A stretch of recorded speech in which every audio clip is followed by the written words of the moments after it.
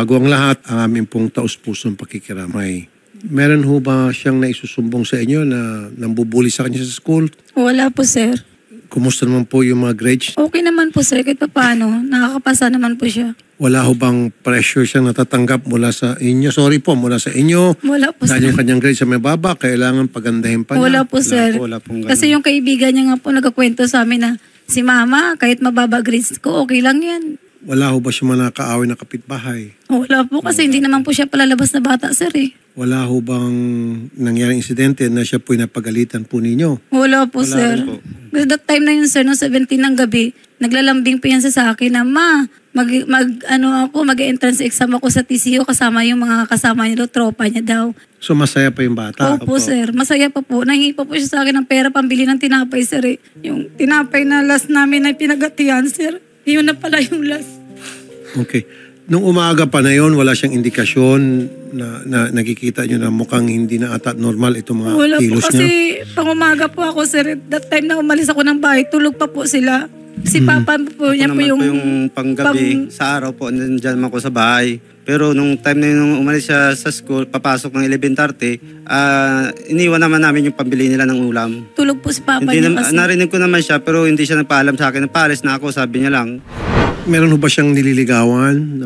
Wala rin po kaming alam, sir, na nililigawan siya. Kasi yung pinakahabi niya lang po talaga is bike. Kasi po, meron naman dahilan kung bakit ang isang tao ay magpakamatay. Usually, depressed. Wala, kasi sir, kami nakikita talaga bilang magulang na motibo na gagawin talaga ng anak namin. Kasi that time nung 18 ng sir ng gabi, kachat ko pa siya eh. Nag-chat pa ako sa kanya. Dapat kasi yung 18 ng gabi niyan, sir, pagwalian namin tuwing gabi na sabay-sabay kaming kumain. Kaya hinintay namin siya bago kami kumain, kaming magpamilya. Kaya sabi ko, bakit 7:20 na? Wala pa siya. Nag-chat ako sa kanya. Sabi ko, kuya, sabi niya, bakit? Sabi ko, saan ka na? Sabi niya, malit lang daw siya ng uwi. Sa harap siya ng school, magme-milk tea. Okay. Tapos sabi ko, uwi ka na? Sabi niya, sir, oo. Kaya nung time ng oo na yun, kampante na ako, napauwi na siya. Wala ho ba siyang pinagkakautangan ng pera? How about some money? Ay, wala. Wala po, sir, ho kasi kami sa pagdating sa pera, sir, hindi kami mahigpit sa kanila eh. Wala ho siyang taong pinagkakautangan? Wala po. naman, siguro, wala naman po. Kasi wala po, hindi namin yan sila ginagipit kasi dalawa lang po yan sila magkakapatid. Wala ho siya nagkikwento sa kanyang kapatid. Major, kitang-kita naman doon sa video yung bata may kausap sa cellphone. Na-recover ho ba yung cellphone? Yes, sir. Actually, sir, submit na natin for digital forensic examination, sir. Okay. Yes, That was sir. 2 weeks ago. Ano na po yung resulta? Actually, sir, kausap kanina, sir, ng investigador natin before kayo tumawag. Pinatawagan ko sa forensic.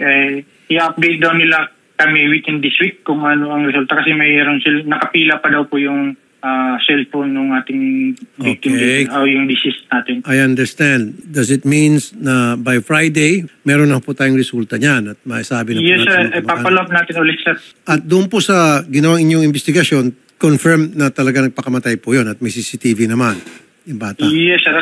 Yun, sir. Pero papalawakin pa natin yung investigation. So, kailangan natin may makausap pang ibang source, mga possibility na makapagbigay linaw kung bakit ang nangyari po ito.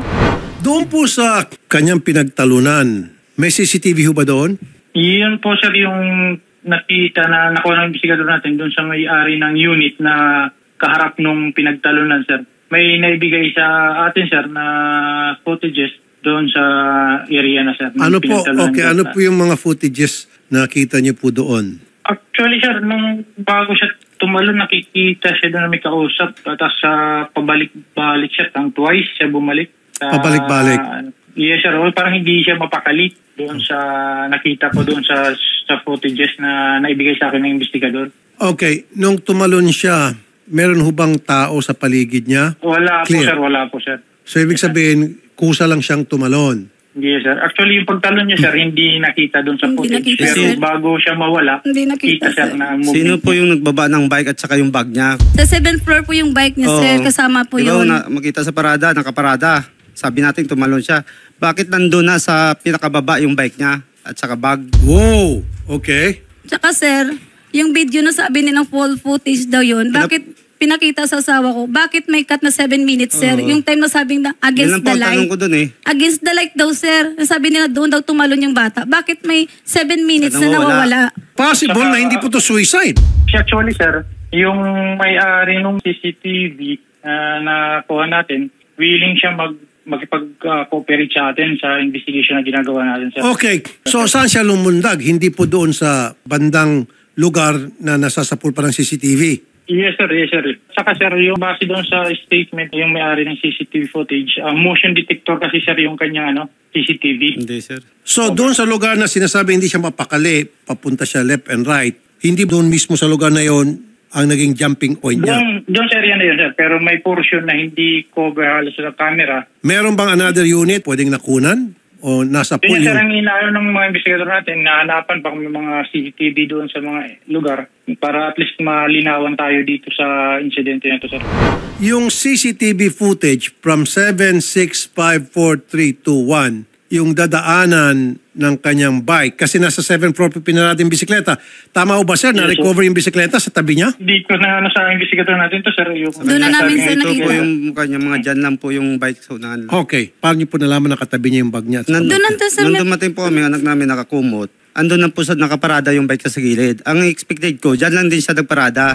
Major, somebody must have brought it there. Hindi Yes, naman sir. pwede Yes, mga sir. pulis ang gagawa noon. Yes, sir. Kunin yung CCTV kung sino man yung nagdala ng bike or paano napunta ang bike doon sa baba. Kasi di ba pinarada yun sa 7th floor? Yes po. Yes, sir. Yun ang alamin natin kung sino ang nagdala doon, sir. Okay. That is what you have to find out. Di ba, sir? Yes, Pwede sir. Yes, sir. pwede siyang tinulak. Maybe meron yung tinatawag dare and challenge. Yes, sir. Yes, sir. Tapos nung hindi niya kayang gawin o pustahan, whatever, tinulak siya. And then yung nagtulak sa kanya o yung nag-udyok sa kanya, yun na yung may daladalang bisikleta at bag at pinarkin na sa tabi para palabasin na siya nagpakamatay, etc. Yes, sir. Lahat ng anggulo, sir, titingnan natin para mabigyan kalinawan ng lahat ng ito, sir. May fingerprint na po na kayo nakuha sa bike. Wala sila na. Sorry po, Major, pero mukhang mabagal ka ata, Major. Naipasuko natin ito, sir, na may No, mga... Soko, Yes, sir. pero you being the chief investigator, dapat alam mo ito, yung mga tinatanong ko, napakasimple lang, hirap kang sumagot. Yun na lang sa bike, di ba? Kung titingnan mo yung CCTV, nakita mo, ipinark yung bike. Tama? Doon sa isang portion, 7th floor. And then, paano nangyari na yung bike, nung siya ay bumulagta na doon sa ground floor, Nandun. nandoon na yung bike at saka yung bag niya. So somebody must have brought that there. Hindi mo naisip yun. Yes, sir. Yes, sir. Actually, yun ang inaano natin sa mga investigator Sir, natin. 2 weeks ago pa nangyari yung allegedly yung pagpapakamatay niya. 2 weeks na hanggang ngayon, wala ka pa rin CCTV footage for that. Yan nga, sir. Yan nga po talaga yung inanay namin, sir. Kasi kami pa po sa pupunta doon para magtanong kung anong update sa anak namin. Wala Hindi sila- kaming concrete eh. Oh, Major, dapat kayong pupunta sa bahay ng mga magulang kasi siyempre nagdalamhati sila kaya dapat ang nag-update. Kung wala silang tanong, wala kayong update. Anong klase yan, Major? This is what I want you to do. Pumunta ka doon sa building. Yes, sir, Gusto sir. ko, by tomorrow, pagbalik ko rito, meron ka ng footages from 7th to ground floor kung paano na ibaba yung bisikleta. Yes, sir. Hindi naman siguro lumipad yung bisikleta, Major. Wala naman siguro pakpak yung Yes, bisikleta. sir. Ano po? Yes, sir. So, ibig sabihin, merong nagdala sa bisikleta pababa. Tama? Yes, sir. Then, person of interest yun. Yes, sir. Yes, sir. And then, Major, yung kung sino man yung kausap niya, yun ang very important na dapat makausap ninyo. Saka sir, isa pang tanong namin, bakit yung cellphone niya walang basag? Kung galing sa 7th floor, bakit yung cellphone niya, sir, walang basag po? Tsaka napakalayo niya eh. Saan bumagsak yung cellphone? Sa tabi unahan lang po niya. Sa likod po ng kotse. Sir, isinailalim niyo sa fingerprinting yung bike at saka yung cellphone niya? Turn over natin ito sa SOCO, sir. Yung prenosis ng SOCO, sir. Mas probably, sir, lalabas ito sa report nila, sir. Kung Naka-gloves may so nakuha ba kayo sila. nung Yes, sir. pinoprocess niyo po yung pinangyarihan ng insidente? Yung mga investigator natin, sir, ang nandun, hindi ako nakapunta sa... Kasi baka meron sa inyo, hinawakan yung cellphone, Opo, hinawakan sir. yung bike. Dinampot na po daw po ng sir, ng unang nag-respondi po na binigal yung cellphone ng anak ko kasi sabi niya daw po, mababa daw po sa tubig. Kaya dinampot daw po nila doon yung cellphone ng anak ko. Yung investigative technique and especially how to process a crime scene, mukhang hindi marunong itong mga pulis natin. Dinampot po, ma'am. Sabi po ng... Dapat walang gagalaw Opo, doon eh, yan sa po. mga- Wala Kasi dapat humawak. sinano na nila sa akin kung paano daw namin mabuksan yung... Kung alam daw namin yung password ng cellphone. Nung una po kasi sir, hindi namin talaga... Hawak-hawak nila yung cellphone. Opo sir, hawak na nila. Bago kami dumating, hawak-hawak na nila sir yung cellphone ng anak namin. Marami na pong kamay na humawak doon sir. Wala Kaya na. nga po lahat ng pwede kuhaan ng fingerprint wala na. Kasi Nagtataka talaga kami sir. pati doon pader nga sinasabi nila doon, umakyat ang anak ko. Oo, kasi Bakit hindi nila kinuha ng footprint? Nakasapatos yung anak ko. Imposibleng hindi makikita ang bakat ng sapatos doon.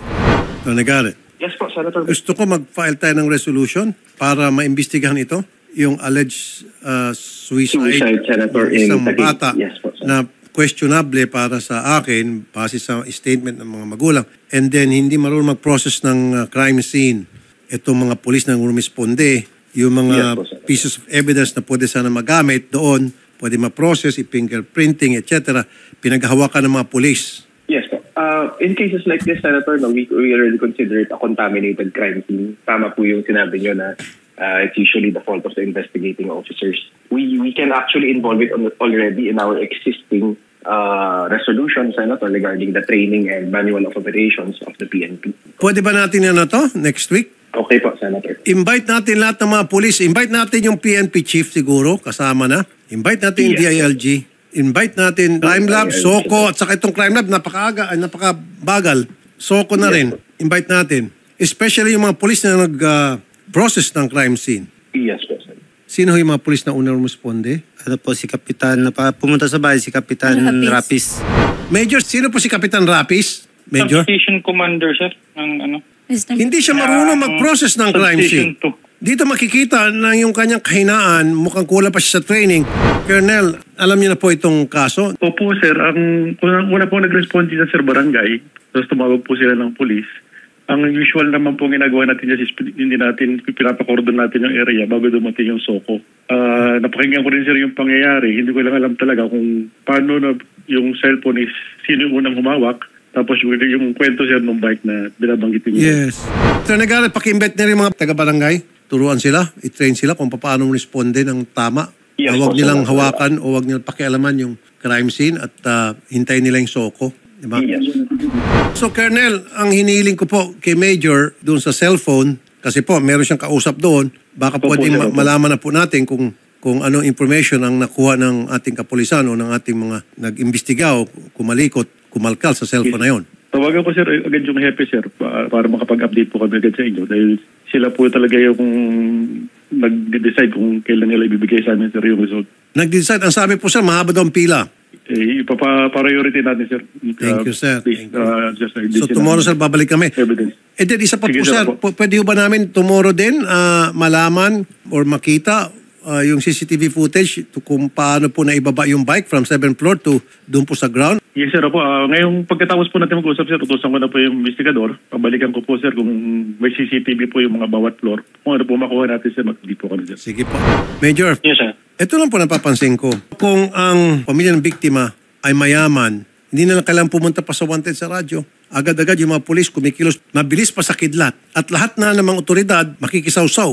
At kung sino-sino pang mga politiko makikisawsaw. Pero pag mahirap, nga. Nag-guess niyo, Major? Pakibilis-bilis na naman po ang trabaho niyo, Major, sir. Pwede po. Bukas, sir, ha? Yes, sir. Salamat po, Major. Pasensya na po. Walang pera tong mga nagreklamo at wala pong pambigay, kaya pasensya na po. Pero sisiguraduhin ko po, sa gusto niyo, bibilis po yung action niyo bukas, ha, Major, sir?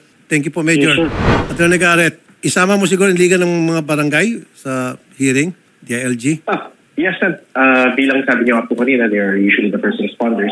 Baka sa kanila pa lang po contaminated na po yung crime scene. I'll make sure to invite them also. Salamat, Attorney Garrett. Sir, ma'am, ang aming taus-pusong pagkikiramay. Bukas, ma'am, meron tayong resulta. Kung ano pa man yun, ipoprocess natin, tingnan natin kung katangkap-tangkap ba o hindi.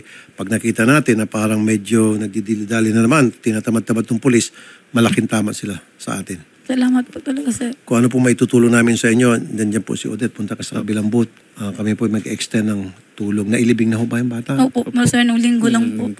Okay. Wala ko kayong utang sa punerarya, sa ano? Wala na po, okay na po. O sige po, kahit papaano po meron kami ibibigay ng konting tulong. Maraming salamat din po, sir. Sa muli, nakikiramay po kami, sir. At salamat po sa tiwala, sir, ma'am.